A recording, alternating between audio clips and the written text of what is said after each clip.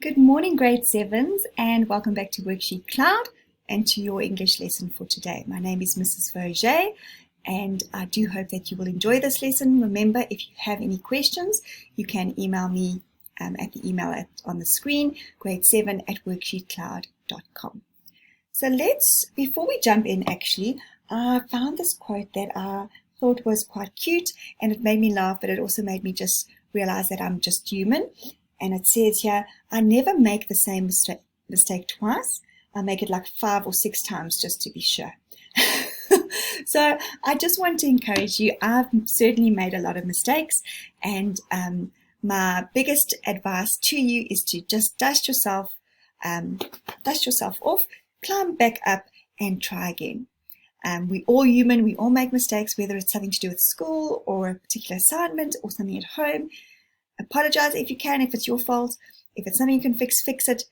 But get back up and try again.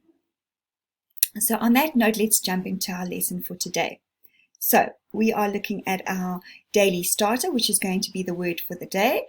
And then we are going to look at writing a persuasive essay. I know in our previous lesson, we just spoke about different types of writing and writing a particular paragraph and using those particular skills to make sure your paragraphs are good.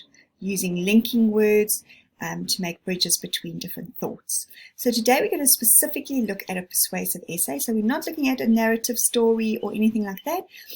Our focus is really particularly on a persuasive essay and obviously just the introduction. So our first part is our daily start. I want to just move myself out of the way. Our word for today is solace. Solace.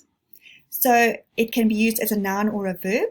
And as a noun, it is something that gives solace. So for example, the dog's basket is its solace. Or it can be used as a verb, which means to comfort or to console somebody. And I don't know about you, but I am taking a lot of solace in some delicious food. And I've actually got to get myself back on track by exercising. See, we've got the time to exercise between 6 and 9 and to just have a little bit of self-control. I know it's difficult, but we do need to get ourselves back on track. And I'm mainly talking to myself. But if it applies to you, grade 7s, join me. Right, so try and use that word today. Solace, meaning comfort or to give somebody comfort or to console them. Right, here's an alert. Just some previous knowledge that you need to know. And we've done our prefixes and root words and suffixes in a previous lesson. So take a look at the word prefix. Remember, it means to attach to a root word. Well, it doesn't mean that. It is attached to a root word and can change the meaning. So for example, let's go obedient. I can put dis in front. Disobedient. It changes the meaning of the word from being obedient to now you're not obedient. But we put the prefix dis in the front. So if we just look at the word prefix, pre means before, correct. So if we're looking at preview, you are going to view something, but you're going to view it before. So it can sometimes be like a trailer. If we're talking about preheat, so before I'm going to cook my food, I'm going to turn the oven on and preheat it, heat it before I actually put my food in. And something like prevent, if you want to stop somebody from doing something, from the word vent is to get it out. So before you do that, prevent that from happening before you're going to actually stop whatever it is that you want to not happen. So bear that in mind as we go into our lesson for today. So persuasive essays include the following. So I'm just going to move myself down a bit. So it includes an introduction, it includes the body, and it includes a conclusion. And in each of those parts is a paragraph. So in your introduction, that's going to be a paragraph. In the body, that's going to be consisting of 1, 2, or 3 paragraphs. The third part is your conclusion, which is also a paragraph. So if you're looking at an essay, you've got 1 paragraph, which is your introduction. Then your body can consist of 2 or 3 separate paragraphs. And then obviously at the end is your conclusion, which is its own paragraph. So all in all, there's probably about 5 paragraphs. Right, so now we look at the specific part of the introduction. So that's the very first part of your essay. And it consists of these 3 areas. So you can have an attention catcher, then you've got to have the thesis and a preview. And those 3 things together form the introduction. So we're going to look at each of those and see how we can create a really great introduction. Right, so let's take a look at your attention catchers or grabbers. So this is the very first sentence in a persuasive essay, and it's the very first chance that you get to make a great impression on the reader. And there's numerous ways that you can do that. These are just some ideas. They're not rules that you have to stick to, but they do help give you a few guidelines. So you can try by asking a question. You can try use a quotation. You can use an anecdote, which we'll explain if you're not sure what that is, or an imaginative scenario. Or sometimes you can use a combination of all of these. So that is the one way in which to start your persuasive essay, is with one of those. Then you have your thesis. Now, a thesis is really just a fancy word for a clearly worded statement to show what your standpoint is. And it really should be very clear, and it should be one sentence. And then the third part of your introduction should be a preview of the main points. And that's exactly what I wanted you to look at as we're talking about the word preview. So a preview is to view before they get into your essay. They just have a little taster or a little trailer of what you're going to be talking about, what specific points. So you just summarize your points, and you'll see that as we go along how to do that. So let's take a look at this kind of scenario. If this was your topic, students should not have to wear a uniform to school. If that was a topic you were given and you had to start with an attention grabber, you have to decide which side you're going to join. Now, obviously, I think a lot of you might say, oh no, we don't have to wear uniform. So it becomes a personal issue. What you've got to try and do is make sure that whatever standpoint you have, whether it's personal or not, that you give facts and that you are not just going on emotion. So let's look at this first one. This is really a weak attention grabber. So should students have to wear a school uniform? Should be a question mark there. I think they should. Okay, so maybe your point of view is that we should wear uniform, but you just actually restated the question. So it really wasn't creative in any way. You didn't really take time to think about it. Your teacher wouldn't be impressed, or you wouldn't have grabbed her attention. A better way of starting your persuasive essay would be something like this. And look at the second one. In a country that allegedly promotes freedom of choice, should students have the right to decide what they wish to wear? I think they should. Wow. Now for me, there's a little bit of a tone there. Can you see that allegedly and freedom? So there's a lot of emotion going on there as well, but it's done in a clever way. So in a country like ours that allegedly or supposedly promotes freedom of choice, should we have the right to choose what we want to wear? So it's making you think. It's a rhetorical question. In other words, you're not expecting the person who's reading it to answer you straight away. You're just trying to make them think a little bit more deeply about the topic that you're going to be writing about. So can you see the difference between these two? One is just weak and it's just rephrased the actual topic, where this one has used some of the words like students. So there's students. They've spoken about wearing a uniform, but not in a blatant way. They've spoken about having the right to decide and freedom of choice, but they haven't gone and just restated the topic. So really, really a clever way of grabbing somebody's attention.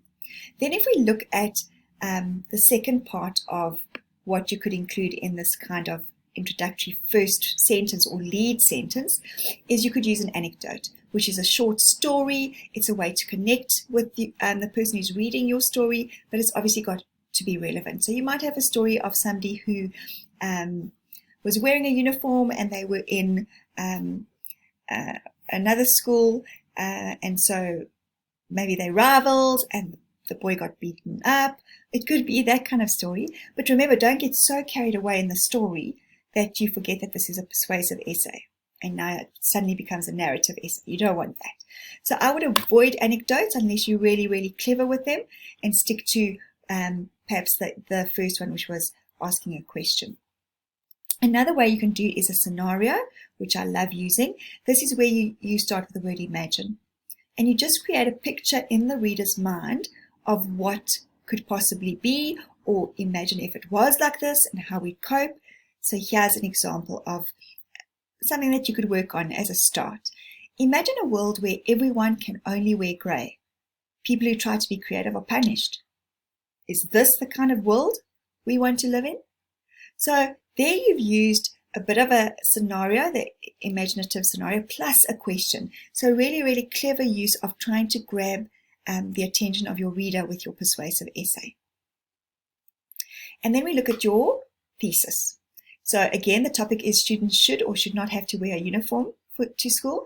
Your thesis, remember I said, is just a fancy way of saying what is your standpoint. And you need to really be concise, put it in one sentence. You don't want the reader to guess which side you're on. So you really need to make sure that your point is clear.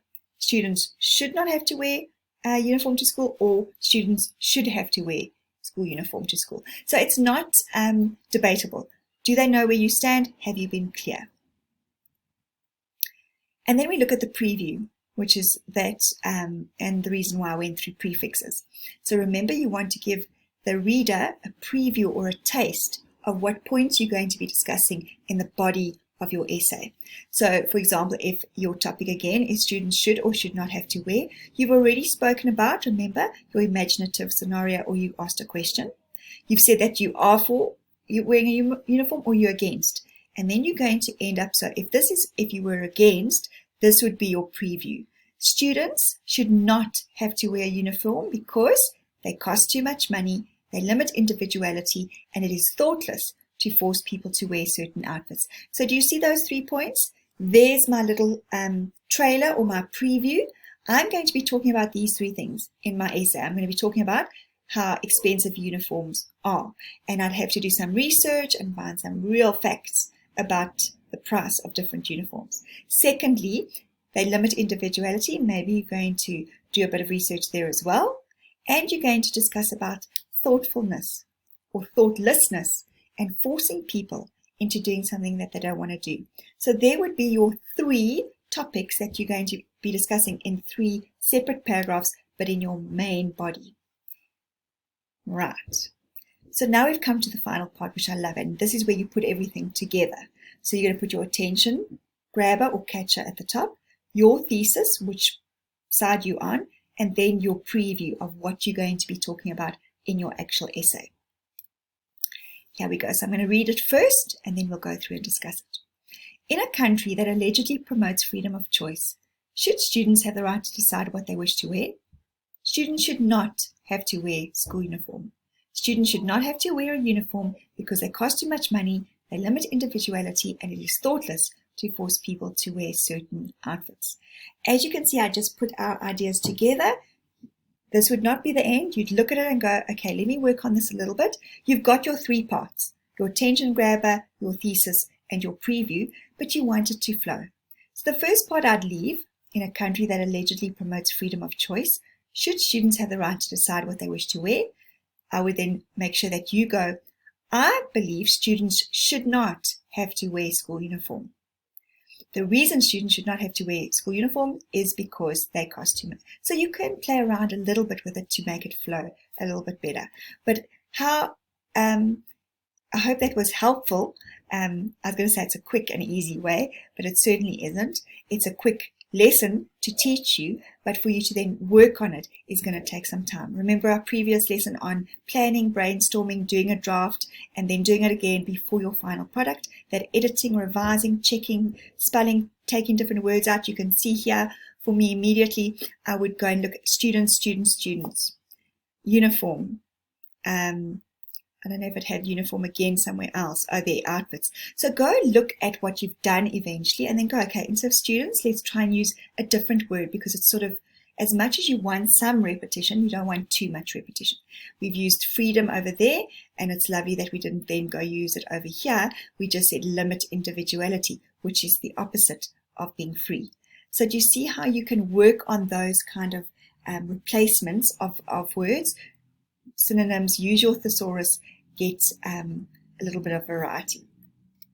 So we've come to the end, grade 7s, and I'm so grateful that you've been watching. Remember, you can email me at grade7@worksheetcloud.com. And after this video, you'll be able to go click on the activity or worksheet, and there'll be something for you to do. I'm going to try and push you a little bit to get you to create an introductory paragraph for a persuasive essay with a couple of topics, and I will try to give you some possible answers. But really push yourselves, try and write it not once, not twice. You can make a few mistakes and you can make many more, and it's okay. So thanks for joining me, and remember, same time, same place. See you soon, guys. Bye.